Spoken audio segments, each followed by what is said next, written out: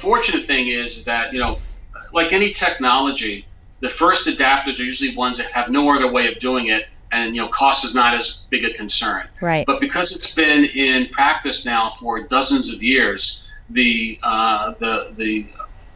cost of the material has come down from the initial days as people have gotten better at making it, and also the board shops now have higher yields. They know how to handle it, and so the cost, and also at the same time as the cost of these buried capacitance or the embedded capacitor materials have come down, the cost of the remaining materials on the boards have gone up because now you're using higher performance highest performance materials. Right. So back in the old days, they still were using, more like traditional, high performance epoxies, but they weren't using all these new types of resin systems, which are very expensive. Right. And so the delta between the materials is almost insignificant at this point.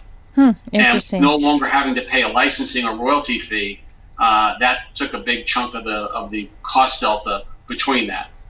The only real thing is that because these layers are so thin, they're typically 100% high pot tested after they're etched. So you take typically the material is checked at the laminator. The person who's selling the material typically will check it first to make sure that it stands up to 500 volts or whatever the requirement is. And then they'll ship it to the board shop. The board shop will etch the pattern and then do a test on the circuits to make sure they still pass the 500 volt high pot test. Okay. And then it'll be built into the board, and it'll be high pot tested one more time to make sure that in the building of the board there wasn't anything done to it. So typically you'll get at least 2, if not 3, high pot tests to make sure that the integrity between those thin layers is being maintained.